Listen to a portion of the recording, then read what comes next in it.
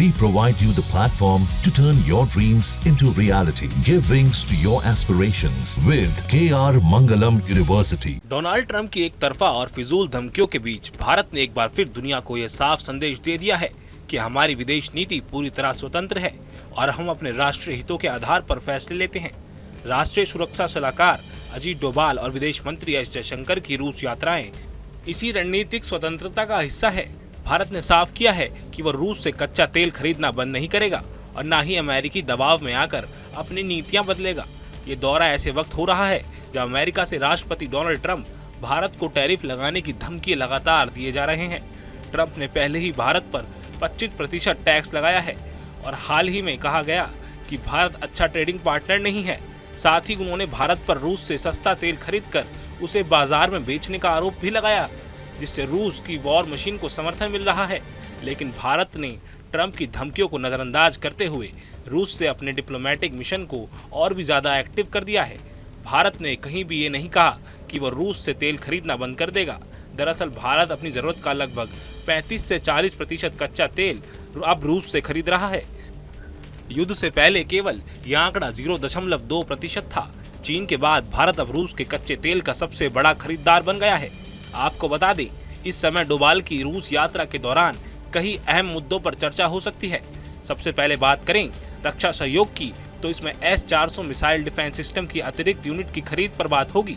भारत में इसकी सर्विसिंग और इंफ्रास्ट्रक्चर सेटअप और साथ ही रूस के Su-57 फाइटर जेट के लिए भी संभावित सौदे पर बात हो सकती है। तेल की बात करें तो रूस से सस्ते तेल की लगातार आपूर्ति भारत को घरेलू ईंधन की कीमतें स्थिर रखने में मदद कर रही है।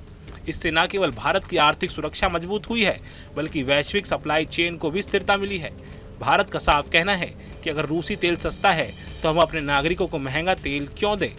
भारत ने कहा है कि हम अपने उपभोक्ताओं के हित में फैसले लेंगे और हमारी प्राथमिकता हमारे राष्ट्र हित और आर्थिक सुरक्षा है।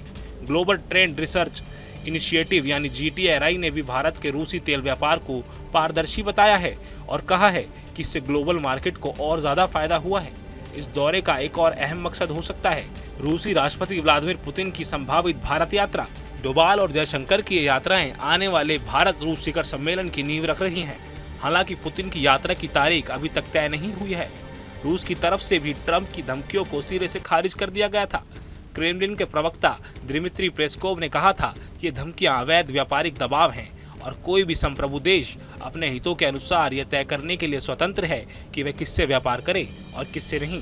भारत ने भी अमेरिका को दो टूक जवाब दिया है।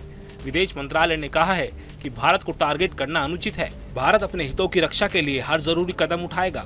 भारत और रूस के रिश्ते बहुत पुराने और मजबूत हैं। 1947 से चले आ रहे इन संबंधों को 2000 के दौर में रणनीतिक साझेदारी संधि ने और गहरा कर दिया। हर साल दोनों देशों के बीच शिखर सम्मेलन होते हैं और 2021 से 2+2 संवाद भी हो रहा है, जिसमें विदेश और रक्षा मंत्री एक साथ बैठक करते हैं। रूस यूक्रेन युद्ध के दौरान भी भारत ने संयमित रुख अपनाया था और संयुक्त राष्ट्र सुरक्षा परिषद में रूस के खिलाफ मतदान से परहेज किया था। यह भारत की संतुलित और स्वतंत्र विदेश नीति का हिस्सा है। इस पूरी स्थिति में भारत ने साफ किया है कि उसकी रणनीतिक साझेदारी केवल तेल तक सीमित नहीं है। यह रक्षा, ऊर्जा और उच्च तकनीक जैसे कई क्षेत्रों में फैली है और भारत किसी भी एक देश की धमकियों से पीछे हटने वाला नहीं है। तो कुल मिलाकर डोभाल और जयशंकर की रूस यात्राएं केवल एक दौरा नहीं है, बल्कि एक संदेश है कि भारत आत्मनिर्भर और स्वतंत्र है और अपने फैसले अपने हितों के आधार पर खुद करता है। Bureau report, news nation.